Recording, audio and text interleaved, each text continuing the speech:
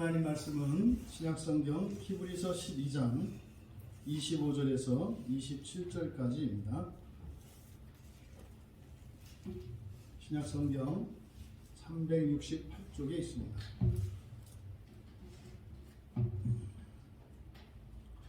우리 같이 한 목소리로 함께 읽겠습니다. 너희는 삼가 말씀하신 일을 거역하지 말라. 땅에서 경고하신 일을 거역한 그들이 피하지 못하였거든. 하늘이여 하늘로부터 경고하신 일을 배반하는 우리일까 보냐. 그 때에는 그 소리가 땅을 진동하였거니와 이제는 약속하여 이르시되 내가 또 한 번 땅만 아니라 하늘도 진동하리라 하셨느니라. 이 또 한 번이나 하심은 진동하지 아니하는 것을 영존하게 하기 위하여 진동할 것들 곧 만드신 것들이 변동될 것을 나타내심이라. 아멘. 말씀하시는 일을 거역하지 말라. 주보에 광고된 설교 제목은 말씀하시니 이렇게 되어 있는데 설교의 제목을 정정하겠습니다. 말씀하시는 이, 말씀하시는 일을 거역하지 말라. 이게 사실은 이 거역하지 말라는 말도 바꿔야 되는데 너무 본문과 동떨어져서 부득이 말씀하시는 일을 거역하지 말라 이렇게 설교의 제목을 정했습니다. 여러분, 이 히브리서의 배경을 여러분들이 늘 기억하셔야 합니다. 히브리서는 이스라엘 사람들을 히브리인이라고 하죠. 히브리인. 그래서 이 히브리서의 목적은 유대교에서, 그러니까 구약의 이스라엘 백성들이 여호와 신앙을 가지고 있는 이들을 유대교 신앙이라고 합니다. 실제로 유대교라는 말은 오늘날 예수 그리스도를, 그러니까 구약의 여호와 하나님을 믿던 사람들 중에 예수께서 그리스도이심을 믿지 않았던 사람들, 그래서 예수님 이후에 구약의 전통만을, 다시 말해 신약 성경을 하나님의 말씀으로 믿지 않고 구약 성경만을 하나님의 말씀으로 믿는 사람들을 유대교인이라고 정의할 수 있겠습니다. 하지만 이때 예수님이 이제 승천하시고 난 뒤에 이제 유대교가 이렇게 형성이 되겠죠. 그래서 유대교의 뿌리나 기독교의 뿌리는 같습니다. 구약 성경의 뿌리를 두고 있습니다. 하지만 예수 그리스도께서 이 땅에 오신 이후로는 이제 새로운 언약, 새 언약이 체결이 되었고 그리스도 예수의 십자가 사건으로 하나님으로부터 받는 심판은 면하게 되는, 그것은 징벌적 심판이죠. 그래서 그리스도인에게는 더 이상 징벌적 심판은 남아있지 않습니다. 하지만 예수 그리스도를 믿지 않는 이들은 율법의 요구를 충족시켜서 징벌적 심판을 받아야 합니다. 하지만 예수 그리스도를 믿는 사람들은 그리스도께서 십자가에서 이루신 대속으로 말미암아 징벌적 심판은 더 이상 없습니다. 그러니까 사실상 그리스도인들이 죄를 범할 때 종종 그리스도인들에게서 발견하는 두려움이 있어요.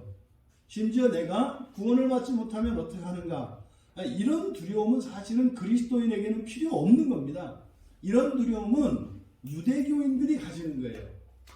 유대교인들은 완전히 율법을 통해서 의를 이루었는가 이루지 않았는가 율법의 기준에 맞추어서 자신을 판단받기 때문에 그들은 참으로 구원받지 못할까 두려워해야 하고요.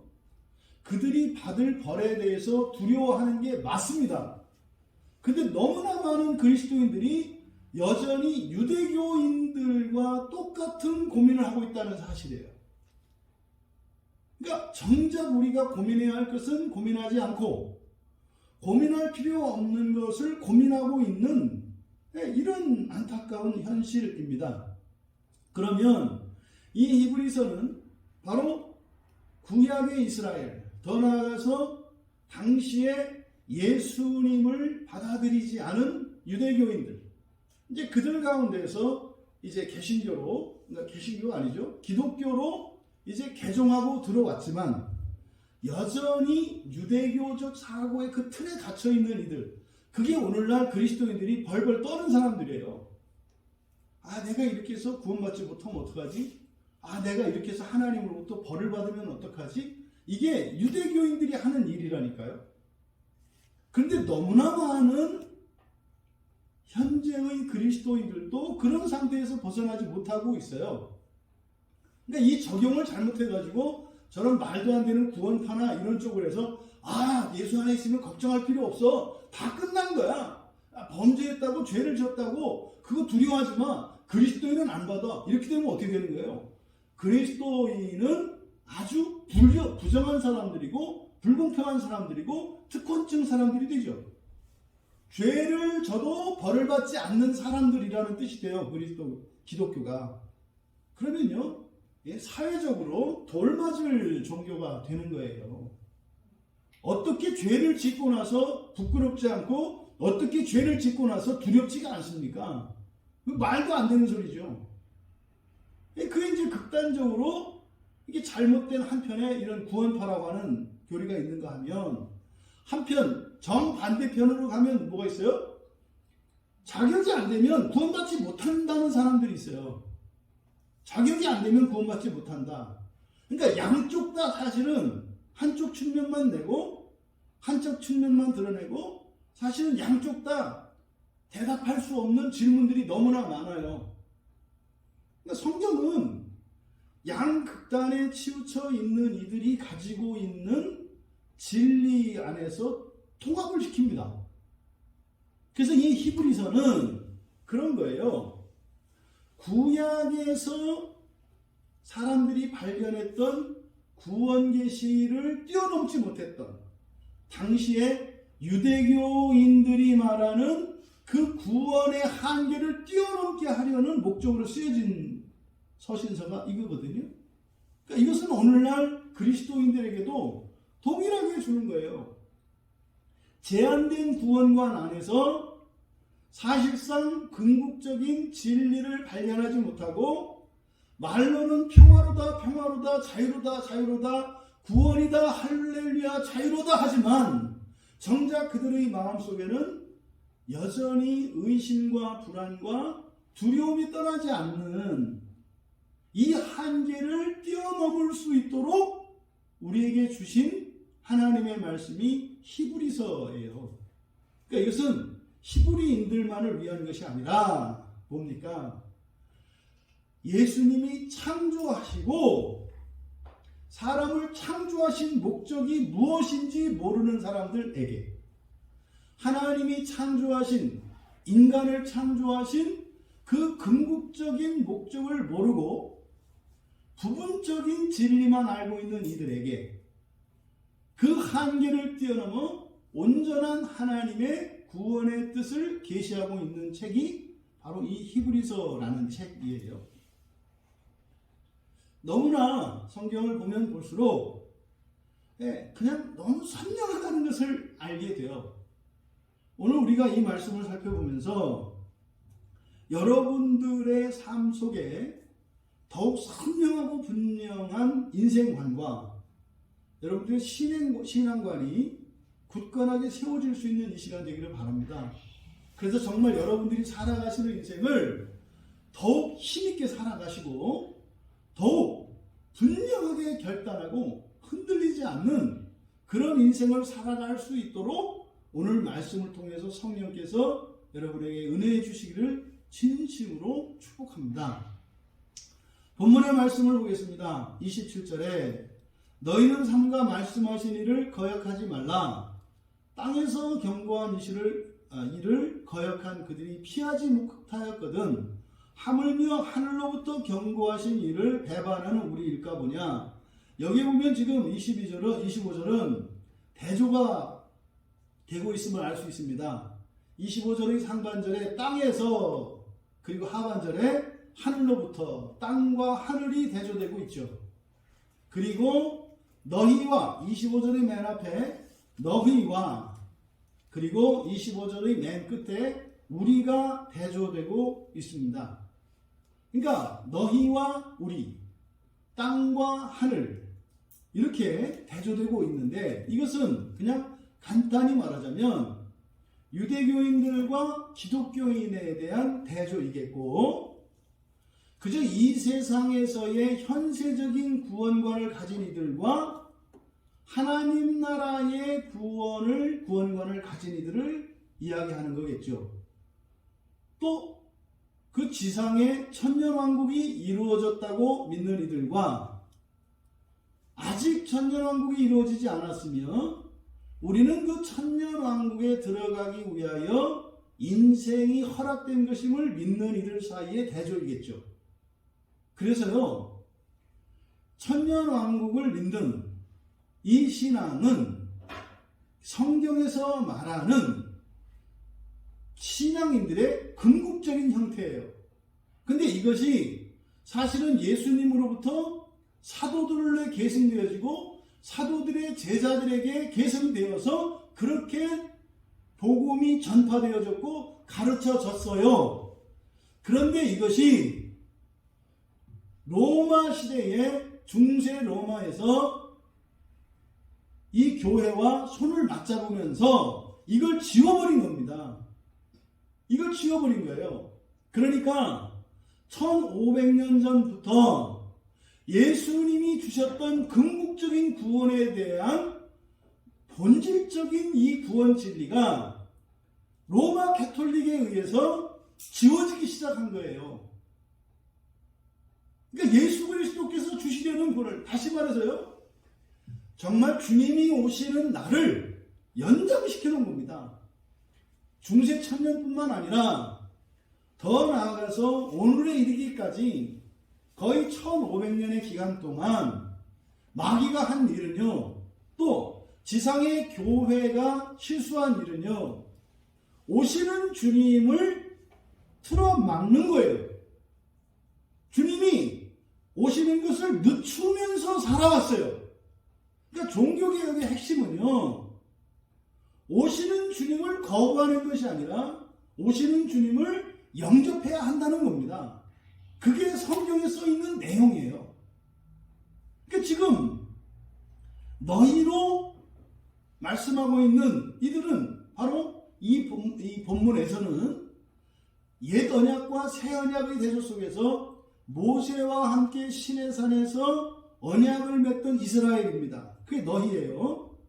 우리라고 하는 것은 예수 그리스도와 함께 우리가 새 언약을 맺은 사람들을 이야기해요. 바로 앞에서 24절에 새 언약의 중보자이신 예수 그랬잖아요. 그러니까 옛 언약과 새 언약의 대조인 거예요. 그러면 여기서 이렇게 25절에서 너희와 우리를 대조하고 있는데 여기서 정정해야 될 말이 있어요. 먼저 말씀하신 이, 그러니까 말씀하시니, 여기서는 말씀하시는 이렇게 되어 있습니다. 말씀하시는 이, 너희는 삼가 말씀하시는 이를 거역하지 마라. 지금 이 시간 주님께서는 여러분들에게 말씀하고 계세요. 지금 이 시간 어리석고 미련한 저를 통해서 하나님의 말씀이 설교되어지고 있는데 성령께서 저를 도구 삼으셔서 여러분의 마음속에 하늘에 계신 예수 그리스도께서 말씀하고 계세요. 우리가 예배 때마다 설교자가 설교를 할 때 저의 설교를 들으시는 것이 아니라 제 설교를 통해서 여러분의 마음에 말씀하시는 주님의 음성을 들으셔야 되는 거예요. 그러니까 여기서는 말씀하신 이가 아니에요. 현재 진행형으로서 말씀하시는 이예요. 언제나 여러분들에게 말씀하시는 주님이십니다. 그 말씀하시는 이 말씀하시는 이는 바로 예수 그리스도를 의미해요. 그런데 거역하지 말라, 이 말을 또 우리가 바꿔야 합니다. 그래서 거역하지 말라라고 이렇게 번역을 했는데요. 앞에 9절에 가보십시오. 9절에 가보시면 또 우리 육신의 아버지가 우리를 징계하여도 공경하였거든 하물며 영의 아버지께 더욱 복종하며 살려하지 9절이 아니라 19절이네요. 19절. 나팔 소리와 말하는 소리가 있는 곳에 이른 것이 아니라 그 소리를 듣는 자들은 더 말씀하시지 아니하기를 구하였으니, 맨 끝에 구하였으니 라고 되어 있지 않습니까? 이게 같은 단어예요. 거역하다라고 번역한 단어가 바로 19절에 있는 그 말과 같은 말이에요. 이게 파라라고 하는 말과 아이테오라는 말이 합쳐진 거거든요. 이 파라라고 하는 말은 두 가지 의미가 있어요. 가까이 있다는 거, 그러니까 철기를 생각하시면 돼요. 철로는 두 개로 되어 있지 않습니까? 이게 가까이 있잖아요. 가까이. 근데 또 하나, 이 둘은 만나는 법이 없어요. 그래서 이 파라라는 말이 붙으면 가까운데 안 만나. 가까운데 안 만나. 그러니까 예를 들어서 그런 거죠. 저기 교회 바깥에 있는 이들은 아직 예수님을 믿지 않아요. 그 사람들은 그냥 점이에요, 점. 그래서요, 이렇게 선이 그어지면, 이렇게 그어지면 예수 그리스도가 만날 수가 있어요. 그렇죠? 근데 이게 반대로 그어지면 더 멀리 갈 수도 있죠. 근데 문제는 점이었던 사람이 예수를 믿으면 이 철길에 기준되는 예수 그리스도라고 하는 이 한 길 옆에 이렇게 점이 선이 되는데, 그럼 이렇게 벗어났던 사람이 점점 와서 나란히 되겠죠. 주님과 함께 나란히. 그러니까 굉장히 가까워졌어요. 이렇게 굉장히 가까워졌는데 문제는 뭐예요? 똑같아. 더 이상 가지 않는 상태. 그래서 이 파라라고 하는 말이 가까이라고 하는 말과 그리고 거절한다라고 하는 이런 의미가 함께 있어요. 가깝기는 가까운데 먼 당신, 뭐 이런 의미겠죠. 가까운데 먼, 이런 겁니다. 합일되지 않는. 그러면 여기서 이 19절에서는 원래 이 아이테오라는 말이 요구하다, 구하다라는 뜻이에요. 근데 이 앞에 파라라는 말이 붙었으니까 파라와 아이테오가 합쳐졌으니까요. 그러니까 가까이에서 구하다. 그럼 뭐요? 청탁을 하거나 특별히 부탁한다는 의미가 되겠죠. 근데 만약에 이 파라가 부정적인 의미로 사용되게 되면은 거부한다는 뜻이 돼요.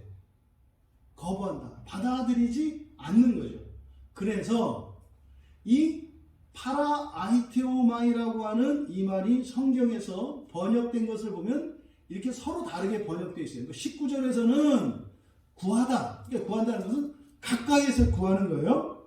그런데 누가복음 14장 18절과 19절 그리고 사도행전 25장 11절에 보면 여기는 사양하다라고 되어 있어요. 사양하다.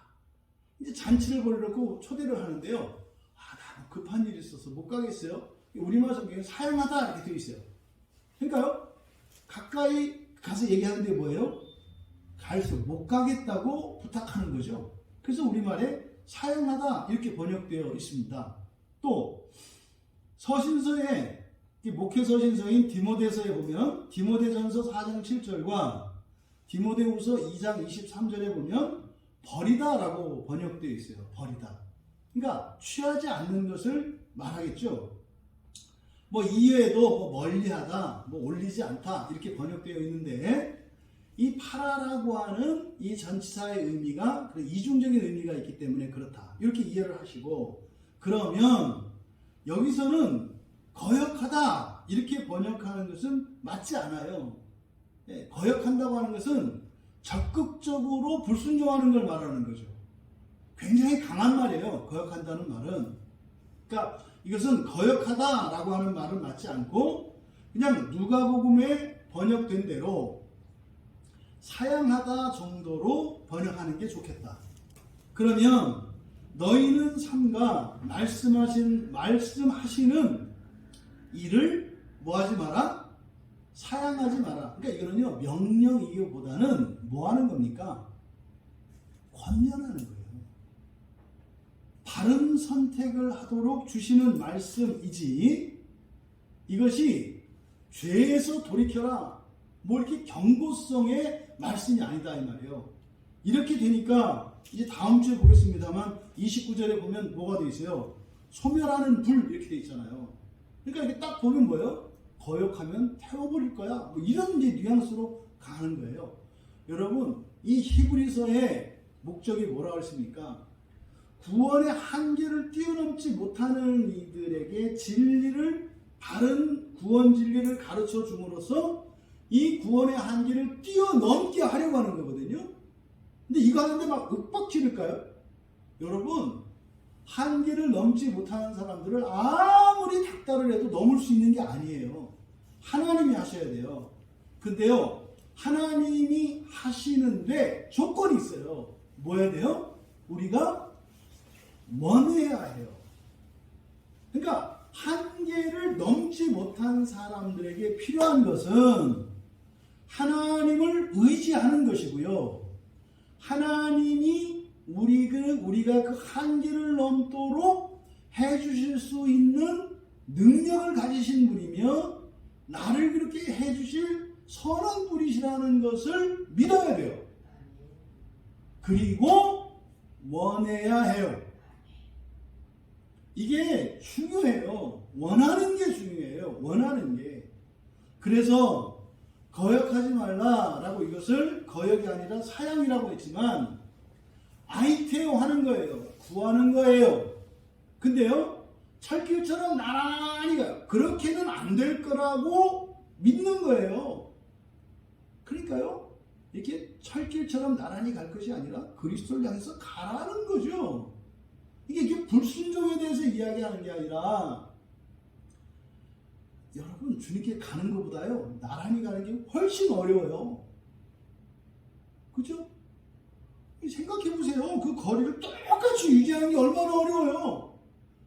조금 차라리 가까이 가든지 멀리 가는 게 쉽지, 그대로 가는 거는 너무 어려워요. 그러니까 이것은 더 무엇을 요구하는 게 아니에요. 힘 빼라는 얘기예요. 힘 빼라는 얘기예요. 어떤 쪽으로? 좋은 쪽으로. 그래서 지금 이 25절의 말씀은 여기서 거역하지 말라가 아니라 뭐다? 사양하지 말라는 거예요. 그래서 여기를 그대로 직역하면 그런 겁니다. 말씀하시는 분을 사양하지 않도록 주의해라. 말씀하시는 분을 사양하지 않도록 주의해라. 그 이유를 뒤에서 밝히는데, 이를 말라. 그리고 나서 땅에서 거역한 일을, 왜냐하면 이렇게 됩니다. 거역하지 말라. 그리고 그 사이에 왜냐하면 이라는 말이 들어가요. 그러니까 말씀하시는 분을 사양하지 마라. 여러분, 이게 무슨 말인지 아시겠죠? 예수님은 여러분을 부활시키셔서요, 하나님 자녀로 만드시려고 하거든요. 저는 자격이 없어서요, 뭐 이렇게 사양하지 마시라고요. 그냥 하나님이 하시겠다고 하면 그냥 뜻대로 하옵소서 하라는 거예요.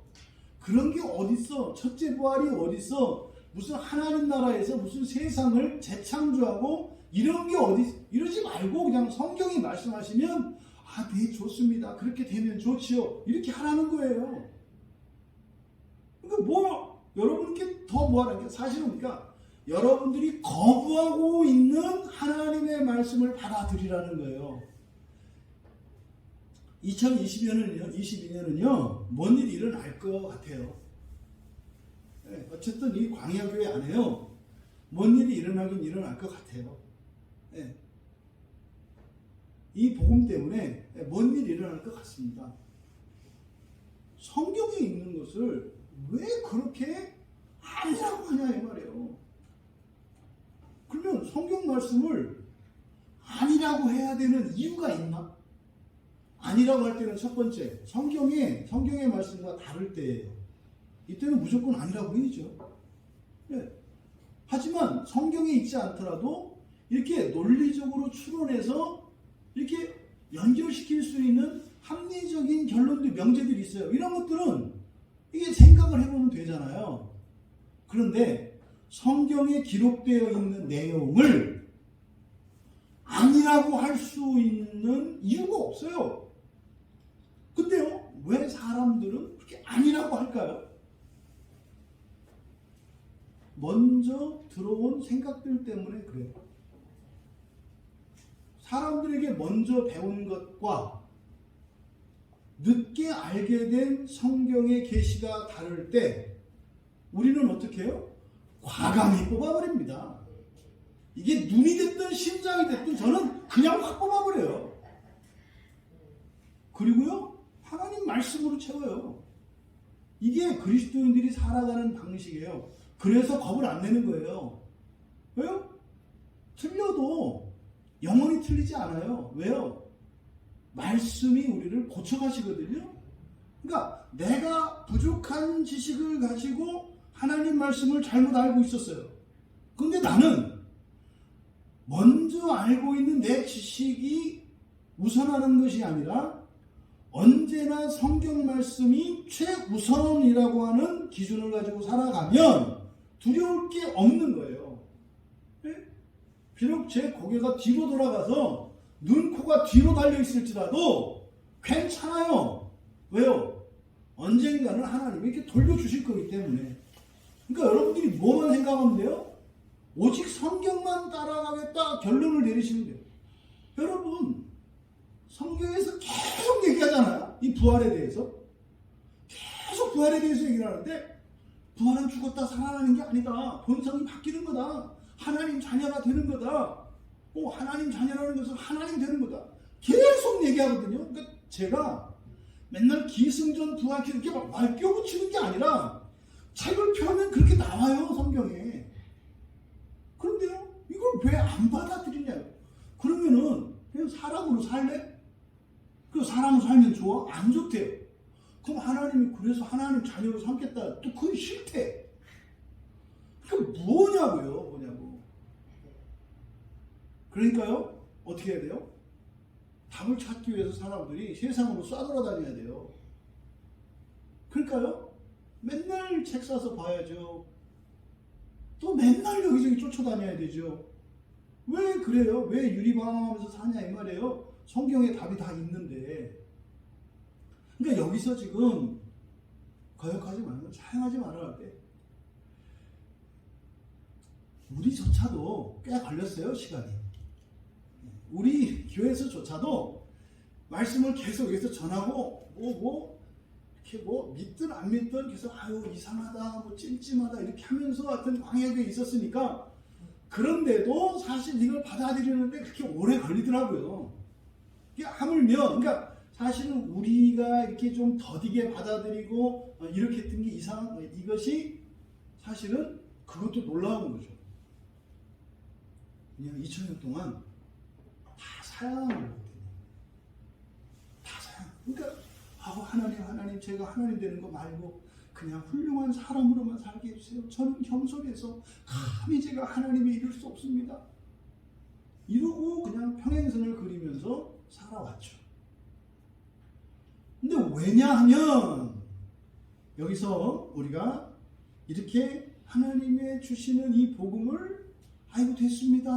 이렇게 사양하지 말아야 되는 이유를 뒤에서 밝혀요. 왜냐하면 거역한 그들이 그러니까 땅에서 경고하신 이를 거역한 그들이, 바로 땅에서 경고하신 이를 거역한 그들은 누굽니까? 너희이기도 하고 너희와 차별되는 구약의 이스라엘 백성들을 이야기하는 거죠. 그럼 여기서 땅에서 경고하시는 여기도요, 땅에서 경고하다라고 번역되어 있어요. 그러니까 지금 분위기 자체가 거역하다, 경고하다, 배반하다 이런 식으로 해서 그냥 막 죄인으로 그냥 막 몰아치고 있어요. 이게요, 로마 카톨릭의 교리에 의한 거예요. 로마 카톨릭 교리는요, 법정에서 하는 식으로 하나님과 하나님 백성들의 관계를 보거든요. 이게 무슨 말입니까? 유대교적 심판관을 가지고 있어요. 유대교적 심판관. 여러분, 불신자에 대한 심판과 신자에 대한 심판은 달라요. 불신자에 대한 심판은요, 징벌적 심판이에요. 그래서 그들이 던져지는 지옥이라는 것은 징벌적 지옥이에요. 그런데 그리스도인들에게 주어지는 심판은 징벌적 주원이 아니라 학생들이 보는 합격시험, 중간고사, 기말고사 같은 거예요. 물론 시험 잘 보면 선생님한테 맞기도 해요. 근데 그건 징벌이 아니라 격려하는 거잖아요. 그래서 그리스도인들은 익었나 안 익었나예요. 익었나 안 익었나를 점검하는 시험이지. 하이 여러분, 고구마 삶다가 뚜껑 열어서 젓가락을 딱 찔렀는데 안 익었어. 내다 버려요? 아니, 집에서 고구마도 안 버리는데 하나님이 이렇게 사랑하시는 사람을 냅다 버리겠냐 이 말이에요. 예? 그냥 와가지고 뚜껑을 딱 열어서 쫙 찔렀더니 안 들어가네. 이런 고약한 고구마 같으니라고 그걸 갖다가 확 내다 버려요? 아니, 우리도 그 먹어도 그만 안 먹어도 그만인 고구마 하나도 아끼고 내버려 두는데 어떻게 하나님이 그리스도께서 대속하시고 그리스도께서 믿은 자들을 한 번 찔러봤는데 시험에 통과 못했다고 갖다 버린다는 생각을 하냐 이 말이에요.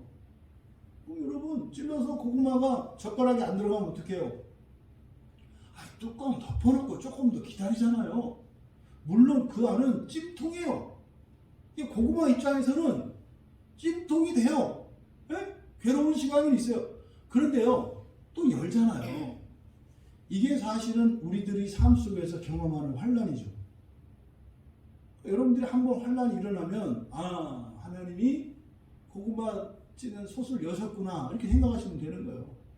그때 준비가 되어 있으면 들어서 이렇게 드시는 거죠. 그럼요, 드시면 주님과 한 몸이 되는 거예요. 이렇게. 근데 안 됐으면 다시 또 더 짜야 돼요. 그러니까 어떻게 하랬어요? 준비가 되어야 된다고 그랬죠.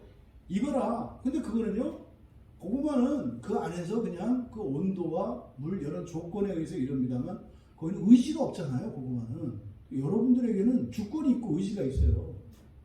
거기서요 빨리 익을 수도 있고요 늦게 익을 수도 있다 이 말이에요. 그러면 지금 여기서도 분사형 현재 진행형으로 나타내요. 그들조차도. 근데 땅에서 경고하시는 이 이렇게 되어 있거든요. 경고하시는 게 아니에요. 그래서 경고하다라고 번역되어 있는 이 말이 크레마티조라는 말이에요. 크레마티조. 이 크레마티조라는 말은 성경에 어떻게 사용이 되었는가 하면 이것은 하나님께서 무언가를 지시하실 때, 그러니까 주의 사자들이 이렇게 계시하실 때 이 단어를 써요. 마태복음 예수님의 출생과 관련해서 마태복음 2장 12절 22절 그 누가복음 2장 26절에 천사들이 지시하다 그래요. 지시하다. 예수님을 보호하기 위해서 주의 천사들이 나타나서 요셉과 마리아가 갈 길을 또 주의 종들이 갈 길을 이렇게 가르쳐 주거든요. 그때 이 크레마티조라는 말을 써요. 그러니까 이것은 경고하다가 아니라 뭐예요? 가르쳐 주신, 그러니까 계시하다는 아니에요. 계시하다라고 하는 말은 구원과 관계된 것인데 그걸과 구별돼서 이 세상의 구원의 방편을 위해서 도우실 때 실제적인 현실적인 도움을 위해서 무엇인가를 가르쳐 주실 때 이 크레마티조라는 말을 써요. 그러니까 이 크레마티조라는 말의 어원은요, 크레마라고 하는 게 돈이에요. 돈, 현찰. 그래서 이 크레마티조는 현실적으로 우리의 삶에 도움이 되도록 주의 천사들이 가르쳐 주실 때 이때 이 크레마티조라는 말을 써요. 그러니까 이 크레마티조라는 것은 경고하다라기보다는 완곡하게 지시하다 정도로 번역하는 것이 옳아요. 지시하다. 그러니까 뭐 좋은 길로 가라고 이렇게 하는 게 경고하는 게 아니라 지시하는 거죠. 이쪽으로 가. 그쪽 길 지금 공사 중이라 길이 막혔으니까 이쪽 길로 가세요. 이게 지시하는 거예요.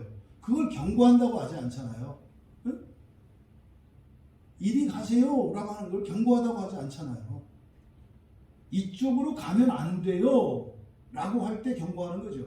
근데 해야 할 길을 가르쳐 줄 때는 지시한다 이런단 말이에요. 가르쳐 준다 이 말이죠. 그래서 여기서는 지시하다예요. 지시하다. 그러면 어떻게 되는 겁니까? 왜냐하면 그들은 땅에서 경고하신 이가 아니라 뭐 하는 이예요? 지시하시는 이. 이것도 진행이라고 그랬죠? 지시하시는 이를 어떻게 했다? 그렇죠. 사양했기 때문에 이렇게 되는 거예요. 사양했기 때문에 그들이 뭐 했다? 피하지 못했다. 여기서 피하지 못했다라는 것은요, 안전한 길로 가지 못했다는 거예요. 그러니까 이걸 조금 의역하면 안전한 길로 가지 못했다. 안전을 도모하지 못했다. 이렇게 되는 겁니다. 그러니까 여기까지 사역을 하면 이렇게 됩니다. 말씀하시는 분을 사양하지 않도록 주의하라.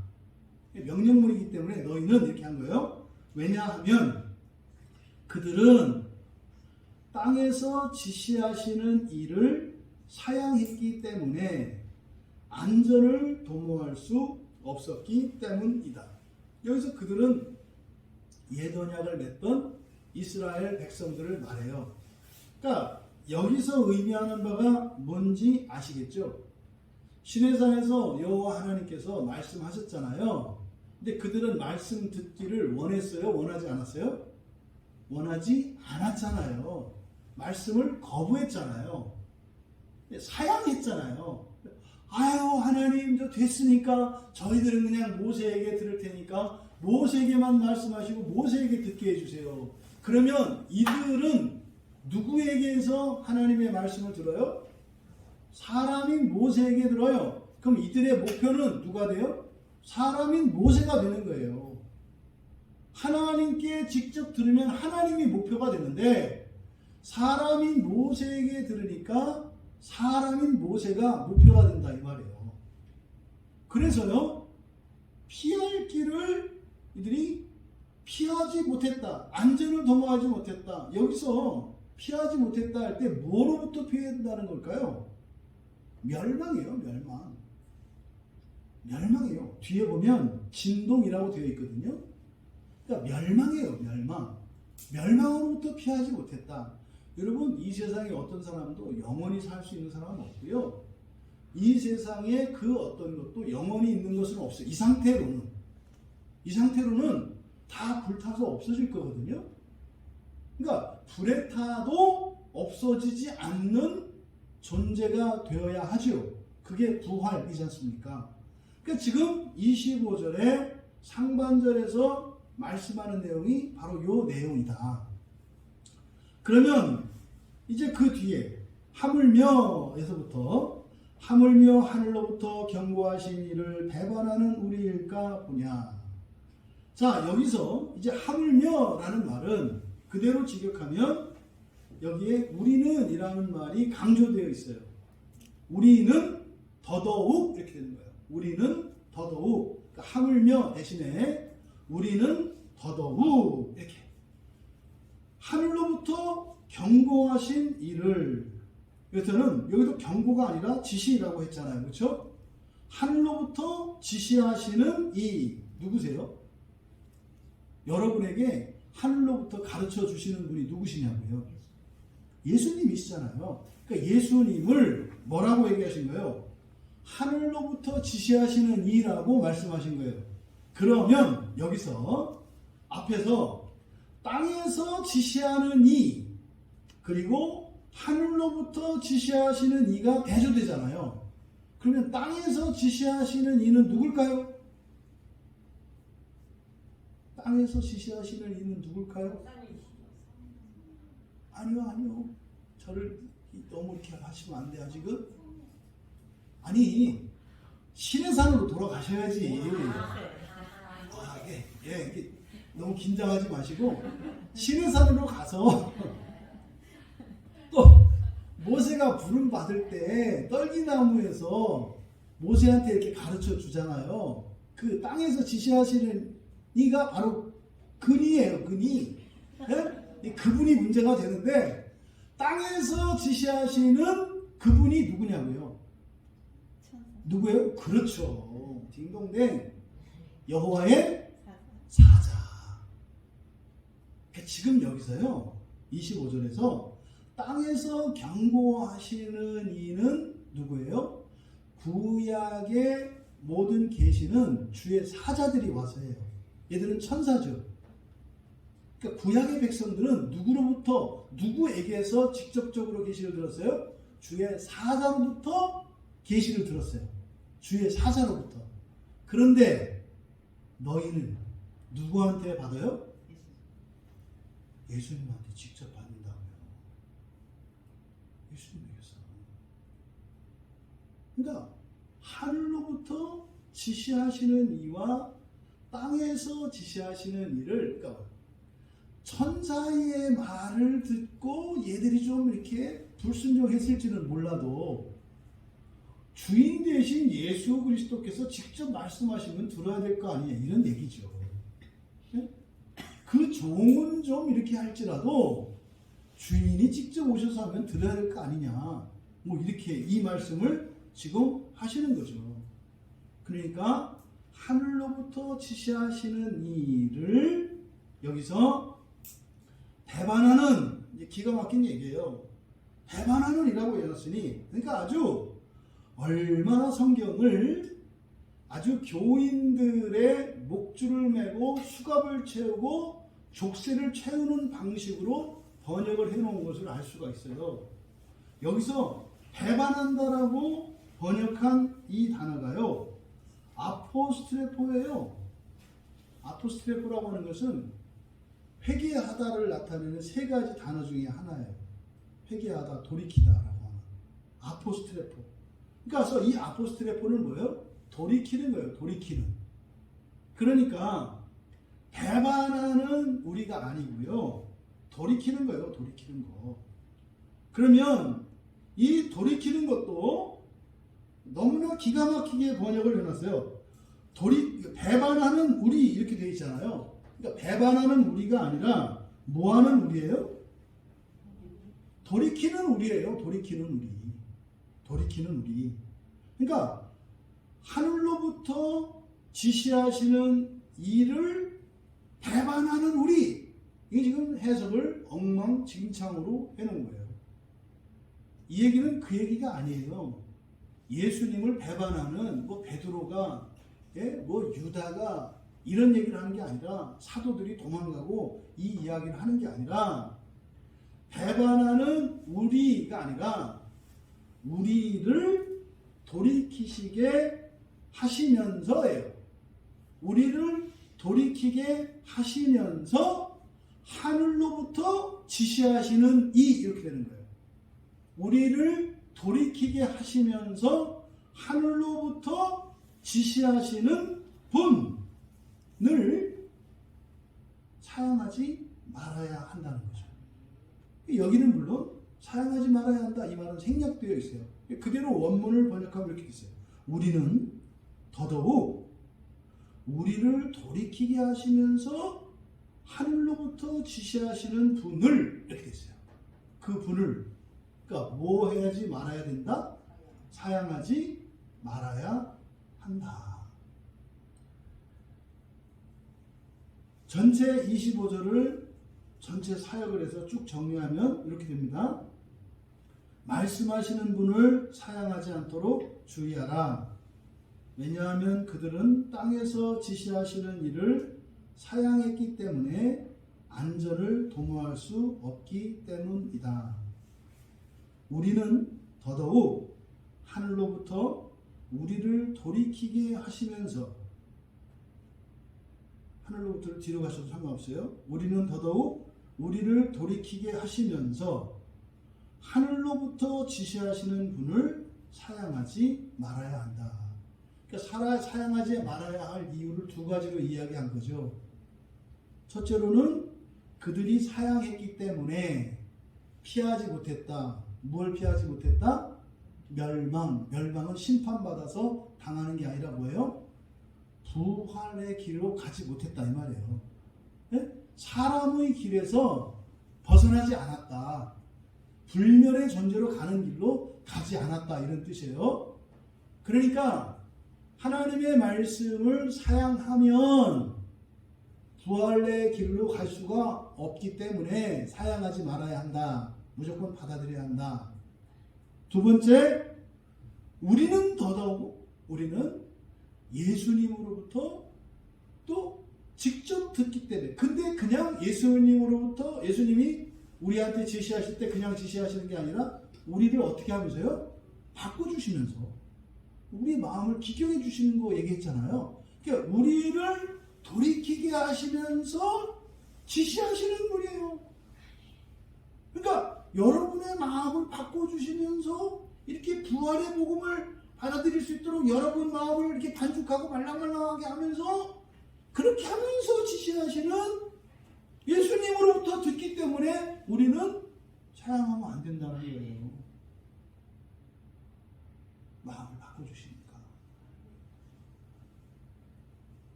이게 우리 교회 사명이에요. 이게 우리 교회 사명이에요.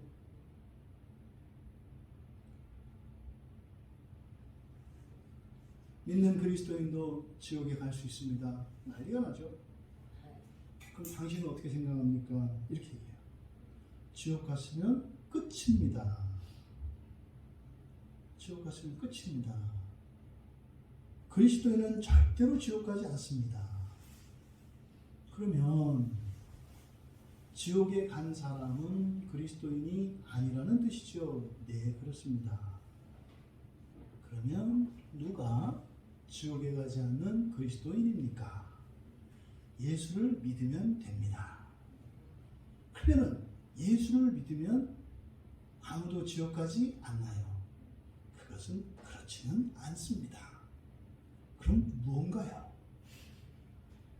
몰라요. 그러니까 늘 불안한 구원을 잃어버릴까 두려워하는 마음이 있고요. 또 어떤 때는 또 뭐 이렇게 책 좀 보고 설교 듣고 이러면 또 이렇게 뻔뻔해져서 나는 죽어도 지옥에 안 가. 뭐 이런 거죠. 답이 없어요. 답이. 제가 얘기하는 건요. 그리스도인이 지옥 간다는 것을 강조하는 게 아니라 지옥에 들어가더라도 하나님이 구원하신다고 얘기를 하는 거예요. 누구를? 예수를 믿는 사람들을.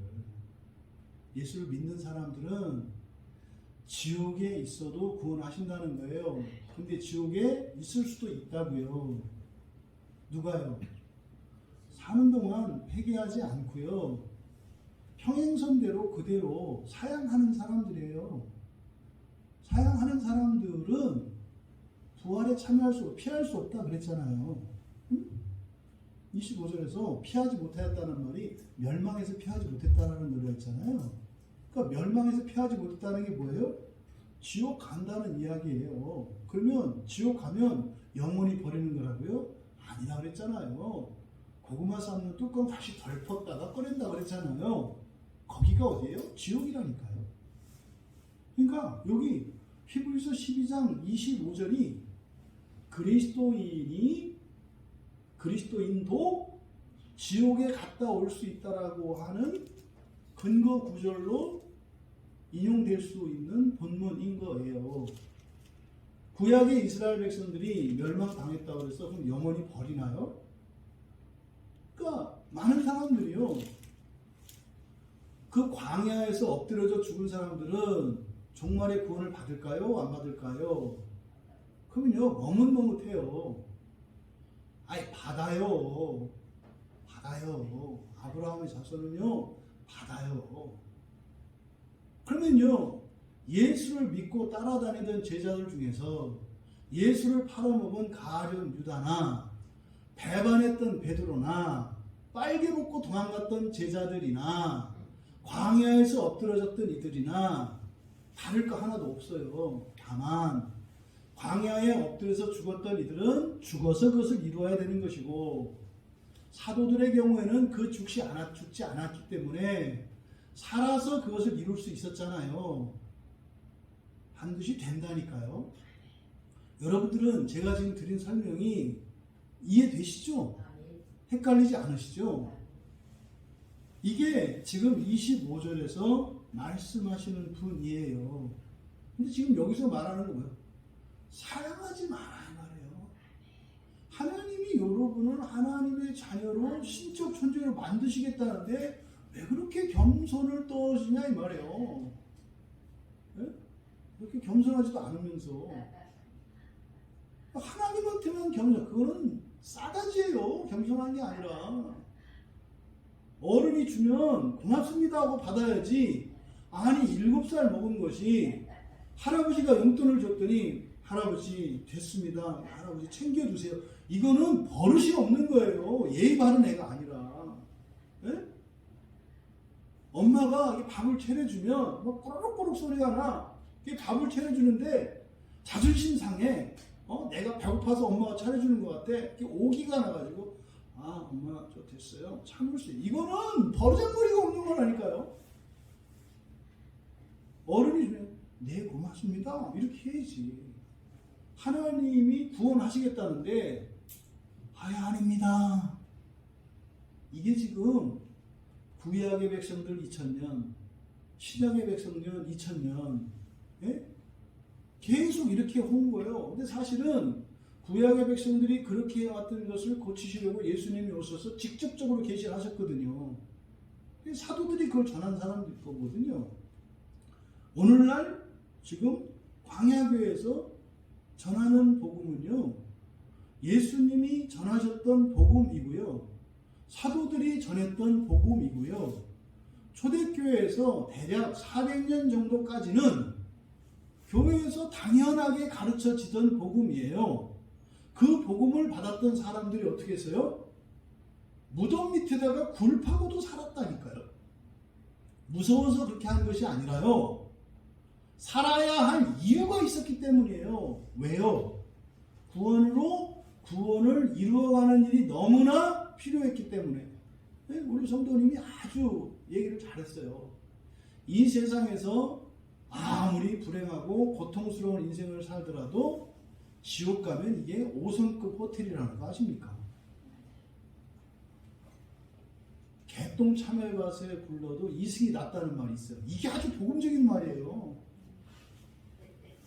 개똥 참외밭에서 굴러다요 지옥보다는 낫다니까요. 그러니까요, 겁도 없이 첫째 부활에 참여하지 못할 자들이 죽으려고 달려드는 것은 제발 우리나라의 그 속담이라도 좀 깨달아라. 응? 개똥을 참아서 굴러도 이승이 낫다. 여기에 생략된 게 있죠? 누가? 예수를 믿는 자들이에요. 예수를 믿는 자들. 그러니까요, 무덤 밑에다가 땅굴을 파고 살았던 이유는 뭐예요? 박해를 피해서 산 게 아니라 살아야겠으니까. 죽기 싫어서가 아니에요. 뭐 하기 위해서? 구원을 이루기 위해서. 구원을 이루기 위해서. 순교자들이 왜 겁도 없이 순교해요? 성경은 약속되어 있거든요. 주를 위하여 목숨을 버리는 자들, 순교하는 자들은요, 그 즉시 죽음으로써 그는 낙원에 가요. 이거는 이슬람 교도들도 믿는 내용이에요. 순교하면, 그러니까 이슬람 교도도요, 성경을 알아요. 그 사람들은요, 순교하면 어떻게 된다고요? 자기 자신뿐만 아니라 자기의 조상과 가문 전체가 구원받는다고 믿어요. 그게 이슬람 교도의 아주 중요한 구원 교리예요. 순교당하면 나와 내 부모 형제들과 내 조상들과 내 자손들이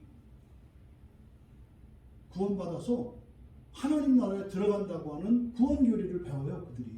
이거 성경적이죠. 그래서 사람들이 순교하는 거예요.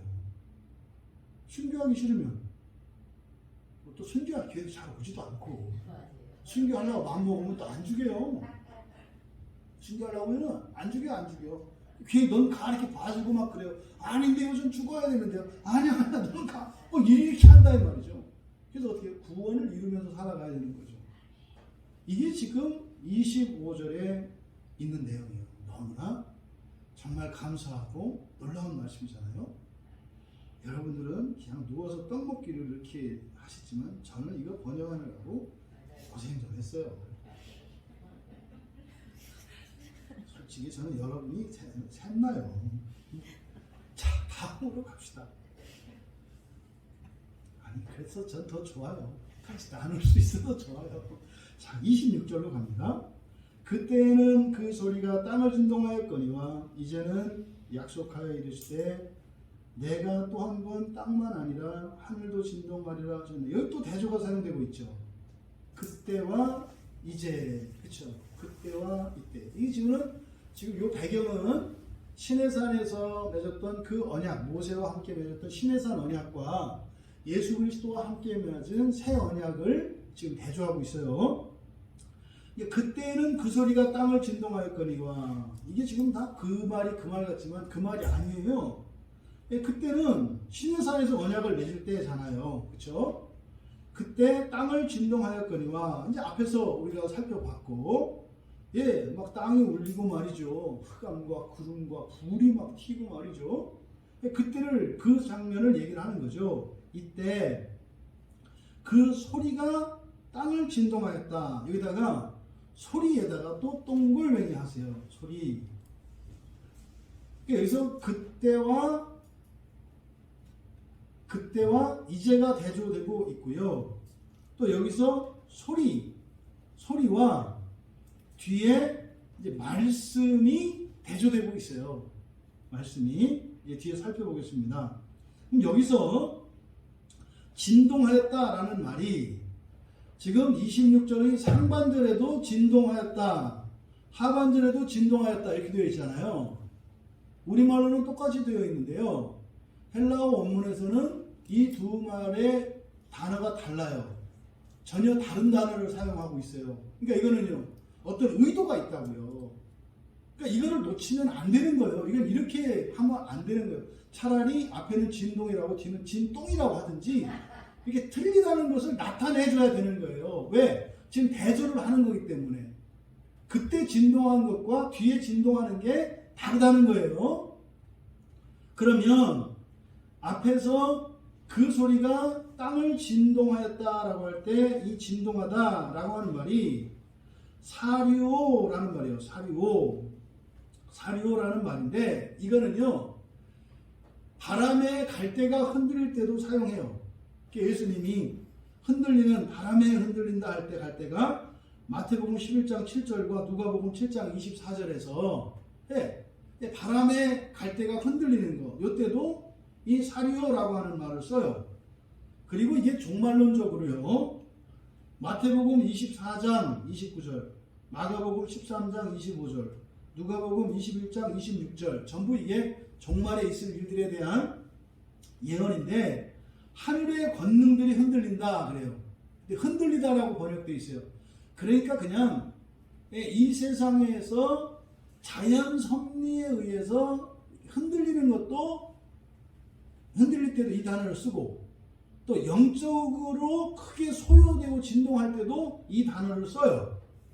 심지어 사도행전 4장 31절에 보면은요, 사도들이 함께 기도할 때 그들이 모인 것이 진동했다고 그래요. 그들이 모인 것이, 그러니까 기도를 하는데 그 기도가 그들이 모여있는 것을 흔들었대요. 이게 되게 영적인 거죠. 그러니까 물리적인 것이 아니라 영적인 거죠. 근데 이 사류라고 하는 이 말은 바로 영적인 원인이거나 물리적인 원인 모두에 쓰는 말이에요. 그런데 뒤에 이제는 약속하여 이르시되 이렇게 되어 있지 않습니까? 이제는 이제 현재죠. 지금이에요.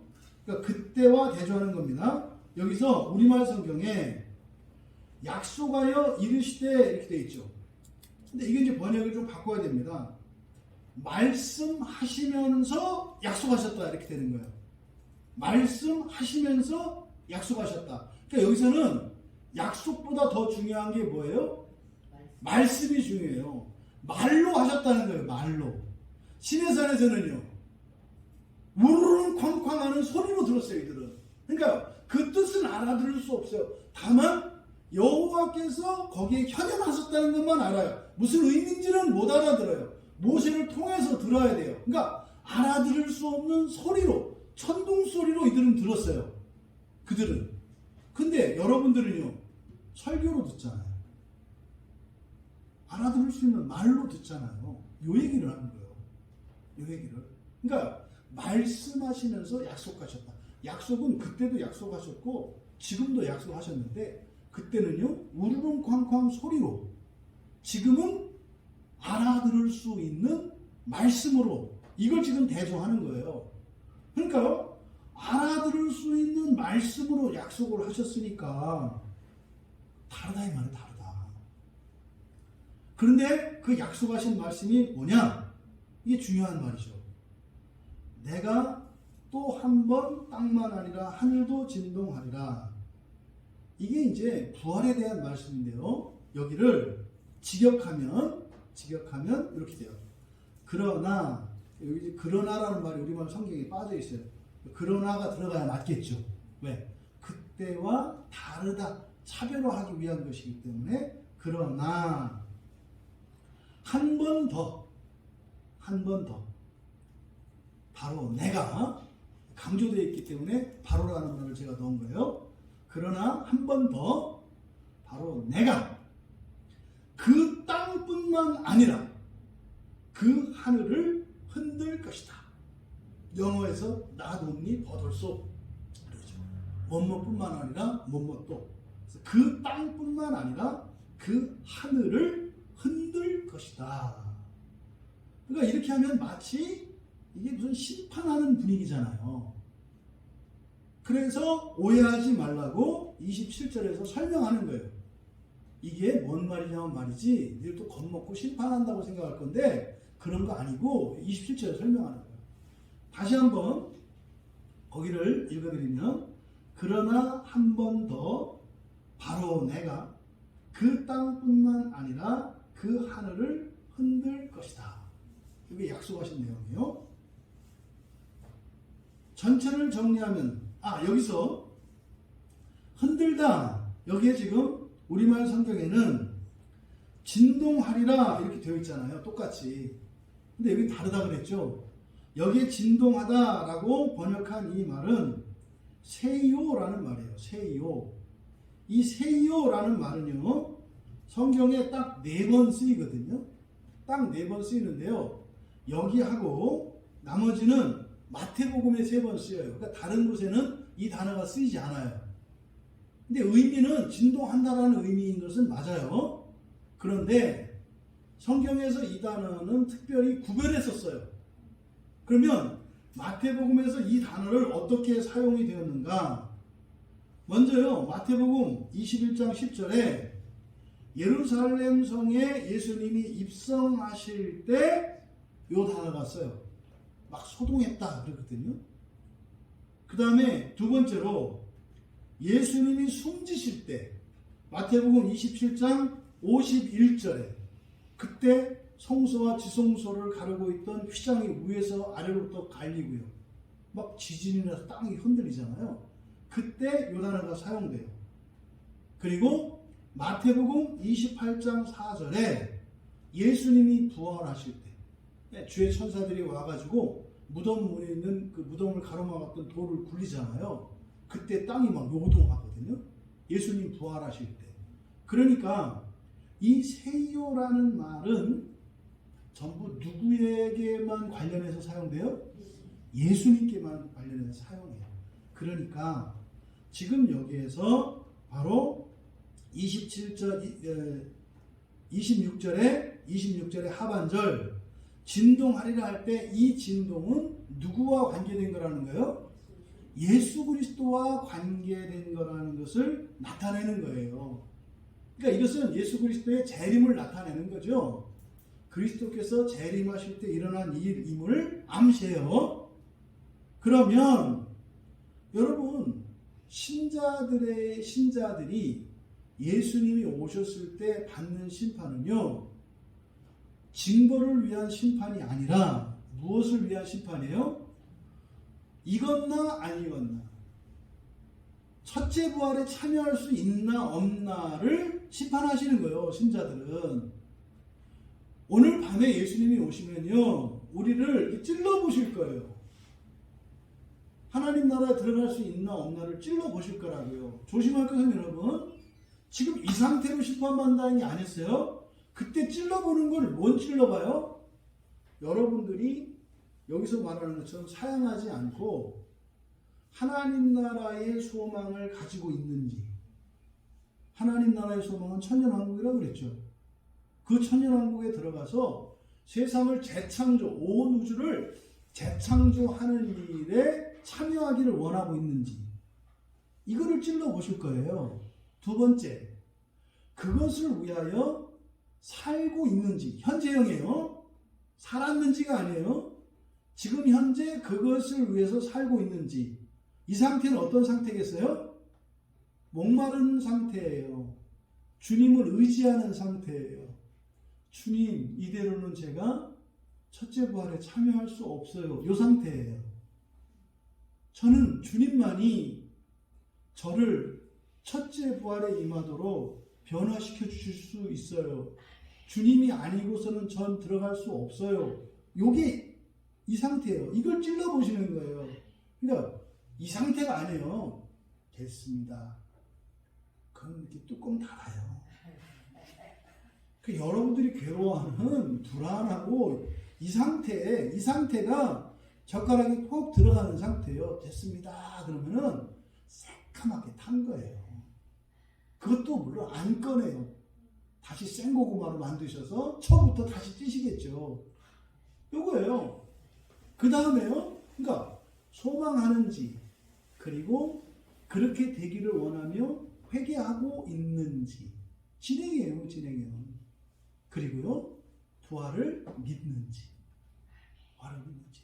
요게 폭 들어가는 상태예요. 이게 주님이 하실 심판이다. 그러면 이때요, 그 땅뿐만 아니라 그 하늘을 흔들 것이다 그랬거든요. 여기서 그 하늘, 여기도 단수형이에요. 단수형. 하늘 전체가 아니고. 그러니까요, 그 하늘 할 때 앞에서 1층천 나왔고요. 또 그 하늘 하면 하늘에 떠 있는 2층천, 우주죠. 우주까지를 진동시킨다는 거예요. 주님이 오실 때. 그러니까요, 이 대기권에 있는 하늘을 포함한 땅, 이 세상이죠. 우리가 살고 있는 이 세상. 우리가 일명 지구라고 하는. 근데 주님이 재림하시는 날에 우리가 여러분들이 그 우주에 떠 있는 별에까지 가셔서 이렇게 한다 그랬잖아요. 그거에 대한 근거 구절이라고 할 수가 있어요. 그러니까 우주죠. 여기서 말하는 그 하늘은 2층천 우주를 말해요. 그러니까 지구와 우주 전체가 진동할 것이다. 흔들릴 것이다. 그때요, 참 재밌어요. 이게요, 과학적으로 맞는 거 아십니까? 이 물리학을 보면요, 이 세상에 있는 모든 것들은 다 진동이에요. 가만히 있는 게 없어요. 모든 게 다 오 하고 진동해요. 이게 모든 게 신기할 정도로. 그러니까요, 이 물리학자들이 뭐 이렇게 정말 헐라오는 현미경이나 이런 걸 발견되고 나서야 뭐야, 이 따뜻하게 가만히 있는 줄 알았더니 이 안에서 전부 다 뭐 이런 것들이 진동하고 있네. 막 그 핵 주변을 막 전자들이 돌고 있고 막 이미 성경에 2000년 전에 다 나와 있네요. 얘기해요. 그러니까 지금 이것은 예수님의 재림과 관계된 것임을 우리가 알 수 있는데, 범위는 어디까지다? 지구와 우주까지. 그러니까 지구와 우주까지. 재창조의 범위가 우주 전체가 들어간다는 것을 여기서 알 수 있는 거예요. 그리고 이제 바로 26절에 이것, 다시 한번 있을 그것, 예수님께서 약속하신 그것, 한 번 더 바로 내가 흔들 것이다. 여기서 진동한다보다는 그냥 흔든다 하는 게 좋겠어요. 흔들 것이다. 내가 그 땅뿐만 아니라 그 하늘을 흔들 것이다. 이 흔드는 것은 여러분이 중국집에서 수타면을 만드는 주방장이 그렇게 하는 것입니다. 반죽으로 주방장이 이거 막 하는 것은 왜 이렇게 해요? 면 뽑으려고. 그러니까 여기서 주님이 흔드시는 것은 바로 재창조를 위해서 하는 창조 행동이에요. 창조 행동. 그러면 27절에서 이 한 번에 이것에 대해서 설명을 하세요. 이 또 한 번이라 하심은, 이건 이제 26절에서 말씀한 거예요. 진동하지 아니하는 것을 영존하게 하기 위하여 진동할 것들 곧 만드신 것들이 변동될 것을 나타내심이라. 여러분들은 대략 이게 무슨 말인지 알아들을 수 있을 거예요. 대충 뭉개서라도. 그런데 여러분들이 아닌 일반 성도들이 이 27절을 읽었을 때 이게 뭘 말하는지 정확하게 알 수가 없어요. 27절은 26절에 예수님이 흔드실 것, 이게 사실 재창조 사역을 말하는 거라고 했잖아요. 26절을 이해하기 쉽도록 설명한 게 27절인데 우리말 성경을 보면 26절보다 27절이 더 어려워. 아니, 진동하지 아니하는 것을 영존하게 하기 위하여 진동할 것들 곧 만드신 것들이 변동될 것을 나타내. 더 어려워. 성경은 그럴 리가 없다니까요. 그러니까 아니, 쉽게 설명했는데 더 어렵냐 이 말이죠. 그럴 리가 없죠.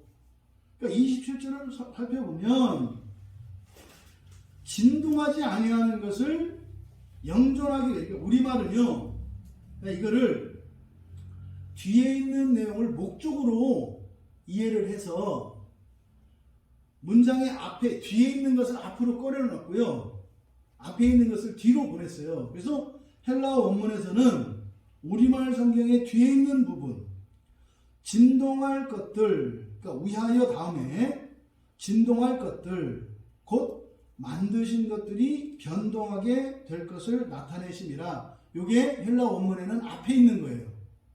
근데 요것부터 봐야 돼요. 그냥 순서대로. 그러면 뒤에 있는 내용, 그것을 살펴보면 여기서 진동한다는 것은요, 예수님이 흔드시는 게 아니라 앞에서 그때에 진동했던 그 진동하다라고 하는 살료라는 말을 쓰고 있어요. 살료라는 말을. 그러면 여기서 또 하나 변동될 것 해서 변동되다라는 말이 있잖아요. 변동되다. 이게 메타테시스라는 말이에요. 메타테시스. 요거는 히브리서에만 사용이 돼요. 메타테시스. 그러니까 이건 사실은 부활은 아닌데 부활처럼 변형되는 것을 의미해요. 부활은 아닌데 부활처럼 변형되는 것을 의미한다. 그러면 이게 맨 먼저 사용되는 게 히브리서 7장 12절입니다. 히브리서 7장 12절에 제사 직분 그리고 율법이 바뀌다라고 번역이 되어 있어요. 바뀌다. 그 다음에 11장 5절에 에녹이 옮겨졌다 그랬잖아요. 죽음을 보지 않고 옮겨지다 할 때 바로 이 메타테시스가 쓰여요. 그러니까 에녹이 부활했나요? 안 했나요? 에녹이 부활했을까요? 안 했을까요? 아직 안 했지. 부활했다고 안 하고 있어요. 그러니까요, 몸을 에녹이 그러니까 영적인 몸, 부활체를 가지고 있어요? 아니면 우리와 같은 몸을 가지고 있어요? 예, 이해할 수 없죠. 우리와 같은 몸을 어떻게 사나? 거기서 만나 먹고 살아요. 광야에서 이스라엘 백성들이 만나를 먹었잖아요. 하늘의 천사들의 음식이라고 해요, 만나를. 그러니까요, 에녹하고 엘리야하고 예수님이 뭘 먹고 사세요? 만나 드시고 만나게 사세요. 근데 이 예수님이 에녹이 부활한 건 아니에요. 그래서 부활이라고 하지 않고 메타테시스라고 했어요. 그런데 또 우리하고 같은 거는 또 아니야. 그게 다르긴 다른데. 그러니까 뭐요? 지금과 부활의 중간 상태. 요거를 나타내는 말이 메타테시스라는 말이에요. 이게 히브리서에서만 나와 있어요. 놀라운 거죠. 그러면 이거를 번역하면 어떻게 되냐면 이렇게 됩니다. 또 한 번이란 창조된 대로 진동하고 있는 것들의 변형을 의미한다. 또 한 번이란 창조된 대로 진동하고 있는 것들, 이게 무슨 말이겠어요? 원래 창조된 상태, 첫 창조의 상태로 있는 것을 진동하고 있는 것들이라고 해요. 첫 창조의 상태에 있는 것을 진동하고 있는 것들. 그래서 창조된 상태가 진동하는 상태예요. 그러니까 창조된 대로 진동하고 있는 것들의 변형을 의미한다. 이걸 재창조라고 한다 이 말이에요. 그러니까요, 우리가 듣던 말이, 저도 이 말이 이렇게 써 있는지는 몰랐네요. 그대로 써 있네요. 그리고 나서 이제 앞으로 우리말 성경 앞에 있는 진동하지 아니하는 것을 영존하기 위해, 영존하게 동그라미 쳐놓으세요. 영존하게 동그라미. 영존이라는 말이 없어요. 여기에 영존하다라고 번역되는 것은 메노라는 말인데요. 이게 그냥 살아남다, 남아있다, 거하다 이런 뜻이에요.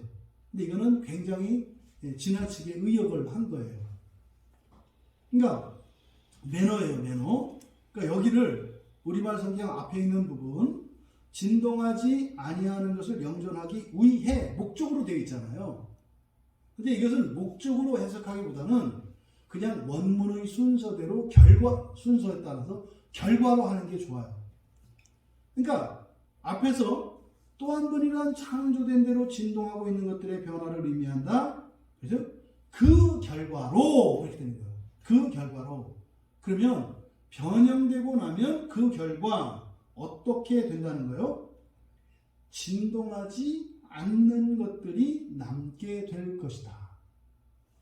진동하지 않는 것들이 남게 될 것이다. 재창조의 완성을 얘기하는 거예요.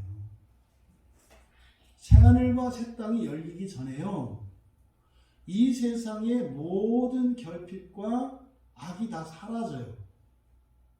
그리고 나서 없애버려요. 여러분, 모델하우스를 지을 때 대충 지을까요? 완전하게 지을까요? 모델하우스로서 완전하게 지어요. 모델하우스를. 너무 완전하게 지어서 문제지. 24평짜리 그 모델하우스가 24.5평으로 되어 있다는 비밀을 아십니까? 그래서 모델하우스 때는 집이 넓었는데요, 입주하고 보면 왠지 좁아 보여요. 그래서 0.5평의 비밀이거든요. 이게 모델하우스는 약간 크게, 그 차이가 크거든요. 그러니까 그 조금의 차이.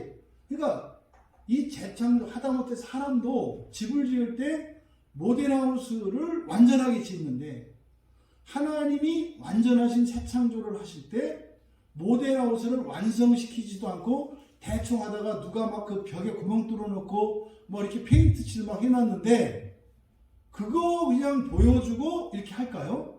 아니에요. 그렇게 해갖고는 천사들이, 사탄이 인정을 못해요. 그래서요, 창조세계 전체를 완전하게 하는 일이 재창조의 목적이에요. 요 얘기를 하는 거죠. 그 일에 참여하는 게 누구예요? 첫째 부활에 참여한 여러분들이에요. 하여튼 은하수에 가 있더라도 꼭 연락은 하시고 사시기 바라요. 꼭 연락은 하시라고. 남을 하지 말고 또 왕 됐다고 뭐 창조하려고 바빠서 이렇게 거짓말 하지 말고, 어차피 일은 천사들이 하는데. 그러니까요, 놀랍잖아요. 놀랍잖아요. 그러니까 여러분들이 저에게 그냥 이렇게 들을 때는 애매하고 그냥 좋긴 좋고 믿긴 믿는데 좀 불확실하다 했는데, 아직 오늘 이 히브리서 25절에서 이제 12장 25절에서 뭐 그 이하의 말씀이 싹 정리를 해주네요. 얼마나 좋았겠어요, 제가. 네? 이럴 때 막 힘이 나는 거죠.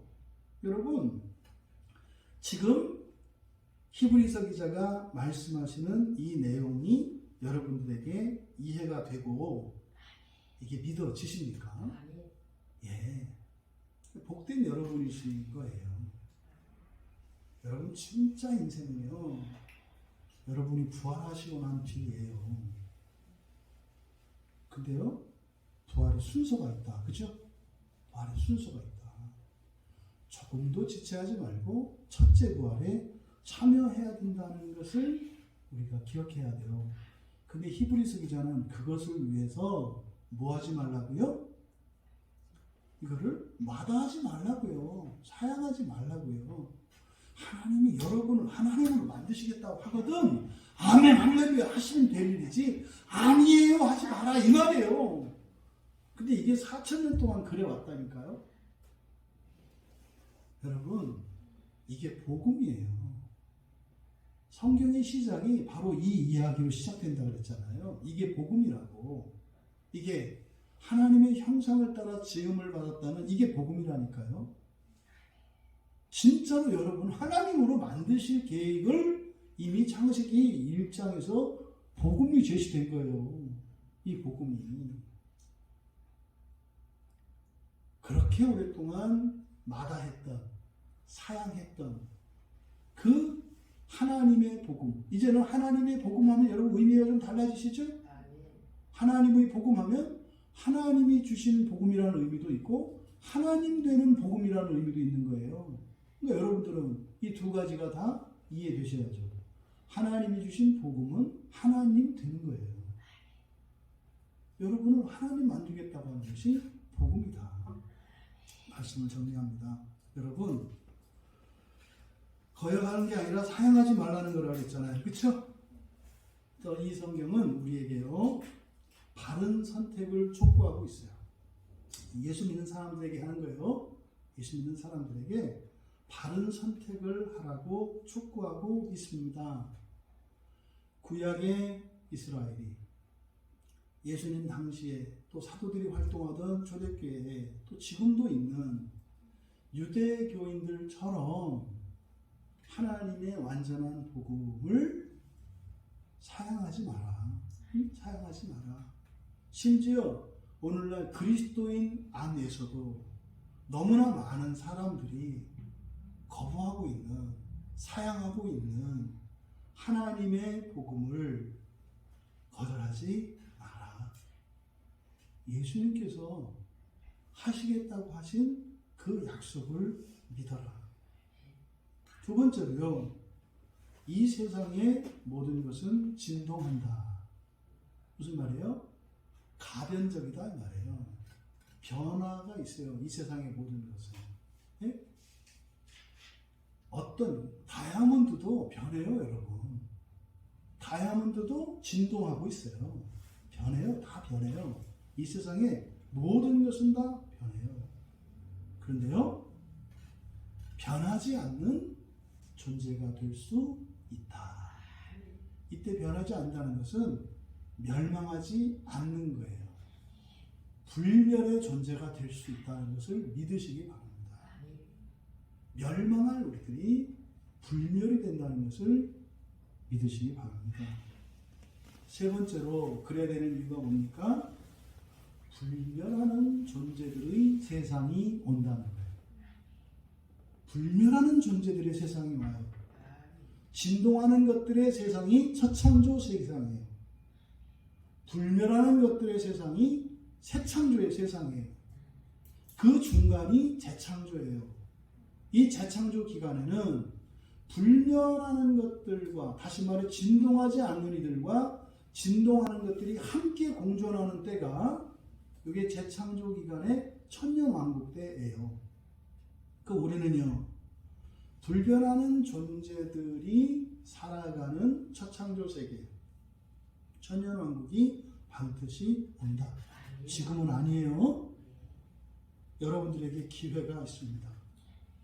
지금부터 더욱더 첫째 부활의 삶을 살기로 결단하시고 오늘 말씀을 통해서 더욱 이 첫째 부활의 복음에 대해 확신을 가지시고 그것을 위하여 살아가신 우리 모두 되시기를 주님의 이름으로 축원합니다. 우리 잠깐 말씀을 생각하면서 기도하는 시간을 갖겠습니다. 우리가 함께 기도할 때 첫 번째로 하나님 성경에 게시된 모든 하나님의 약속을 하나도 이렇게 사양하지 않고 거부하지 않고 받아들일 수 있도록 내 마음을 고쳐주시옵소서. 점 하나까지 이루시는 하나님, 하물며 하나님께서 우리에게 하신 이 첫째 부활의 약속, 이것을 어기실 리가 없고요, 없는 것을 말씀하셨을 리가 없어요. 말씀을 생각하며 기도할 때 하나님, 성경에 있는 모든 말씀을 하나도 빠뜨리지 않고 다 믿음으로 받아들일 수 있도록 은혜를 내려 주시옵소서.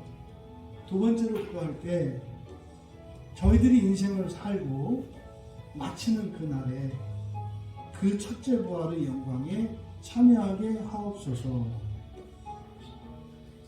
우리 광야교회에 속한 모든 교인들 단 한 사람도 빠짐없이 인생을 잘 마치기를 바랍니다. 면류관을 받는다는 게 그 의미예요. 첫째 부활에 참여하면 면류관을 받잖아요.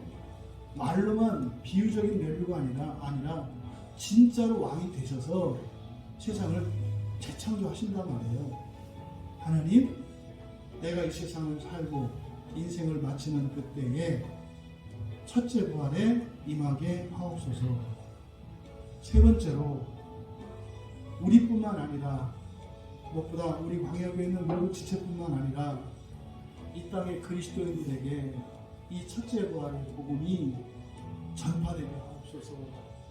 그래서 그동안 방황하고 고민하던 그리스도인들이 살아가야 할 분명한 이유를 발견하고 어떠한 역경 속에서도 좌절하거나 낙심하지 않고 오히려 더욱 그럴 때마다 힘을 내며 살아갈 수 있는 이 첫째 부활의 복음이 온 열방의 모든 교회에 전파되게 하옵소서.